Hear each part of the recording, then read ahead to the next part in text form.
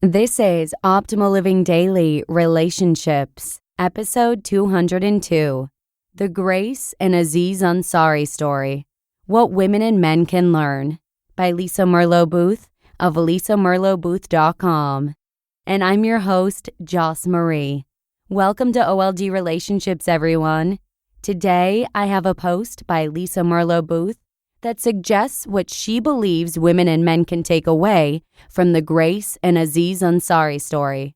And before I go any further, I just want to give a heads up that there is some graphic content in the post.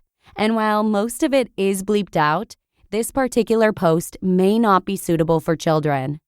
Also, just a quick reminder to sign up for our mailing list before February 1st if you'd like to have your name submitted for our monthly book giveaway.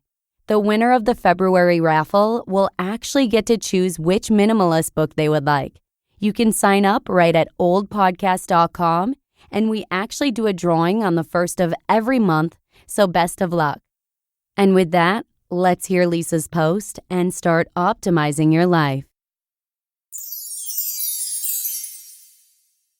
The Grace and Aziz Ansari Story, What Women and Men Can Learn, by Lisa Merlo-Booth of lisamerlobooth.com.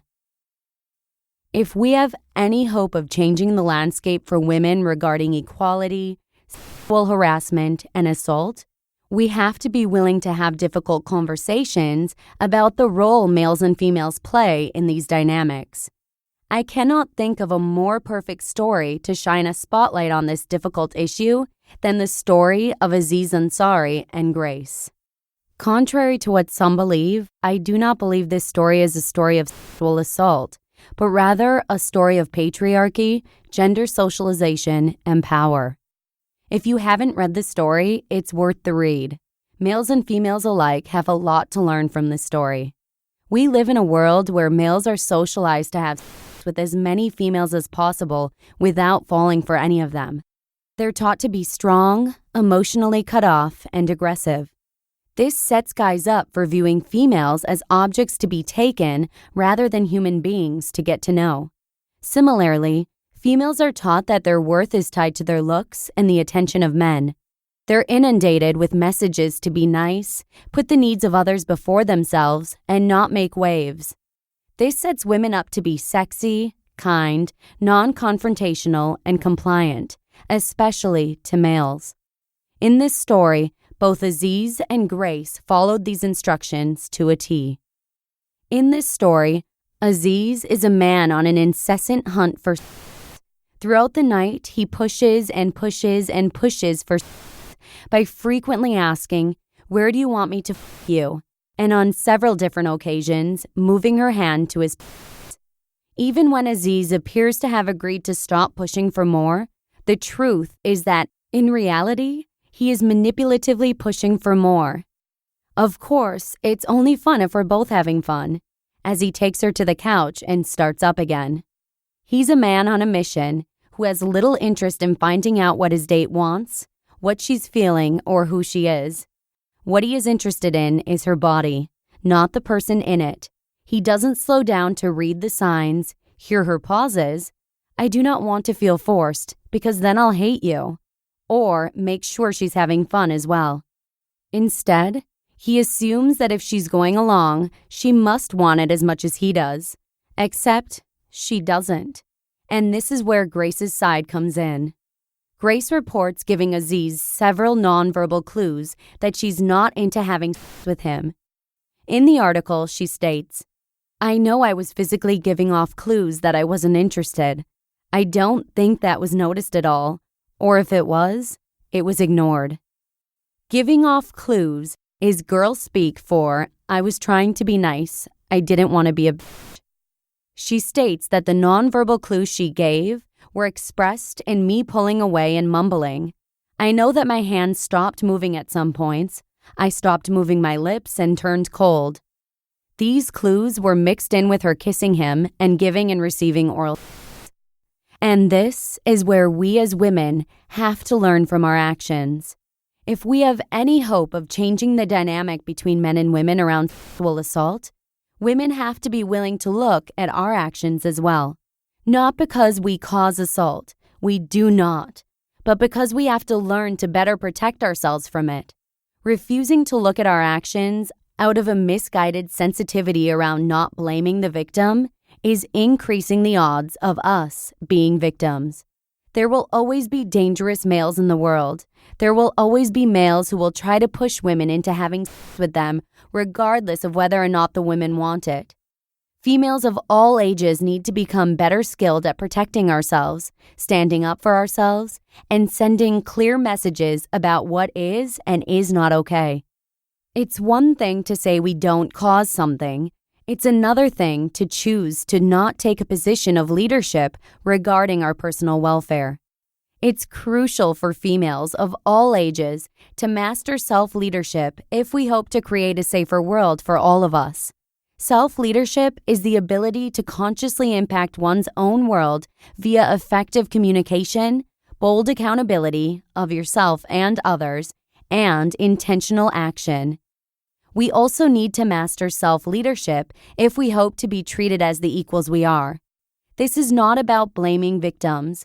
It is about raising the bar on females across the board regarding self-care.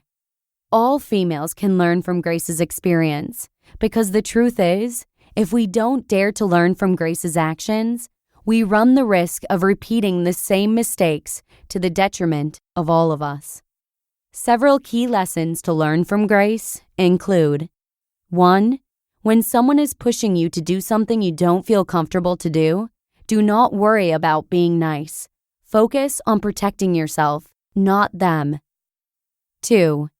It is your responsibility to speak your mind. It is not another person's responsibility to read your mind, ever.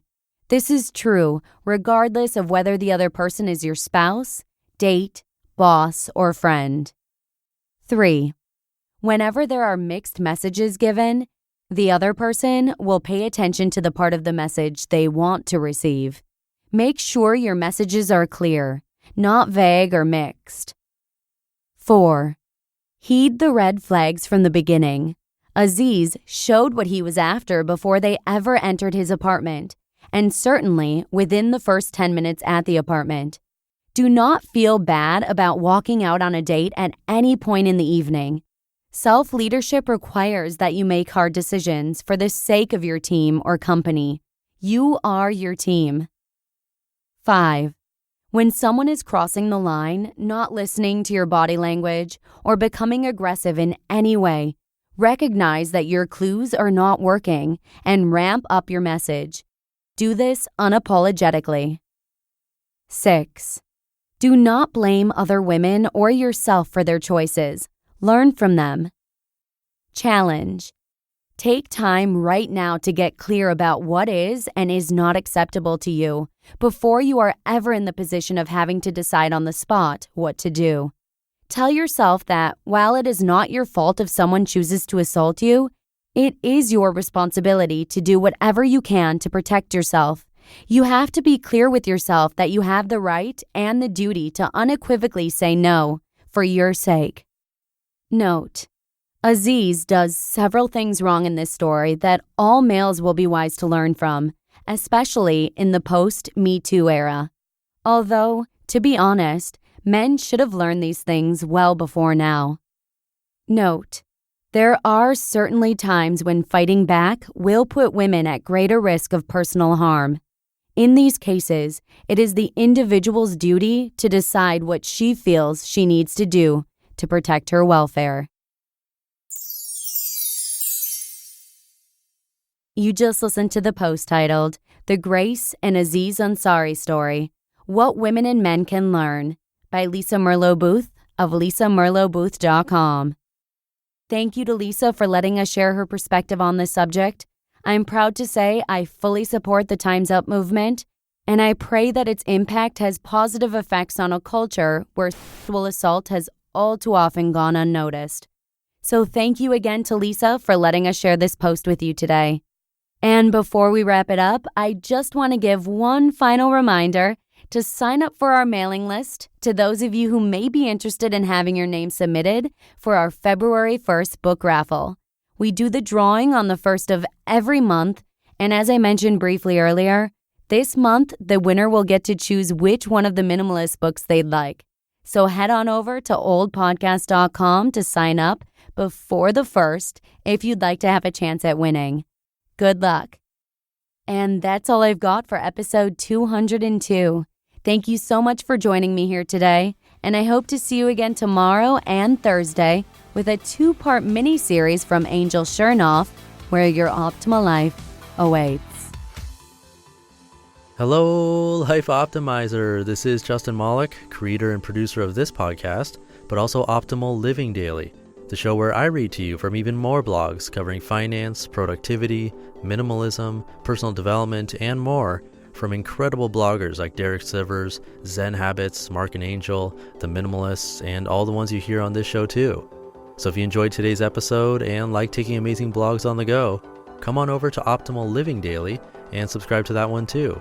And together, we'll start optimizing your life. You've been listening to Optimal Living Daily. Be sure to hit the subscribe button to stay up to date on each new episode, and head to oldpodcast.com. That's OLDpodcast.com for a free gift, as well as more actionable tips and resources to help you maximize your potential. Thanks for joining us, and remember, your optimal life awaits.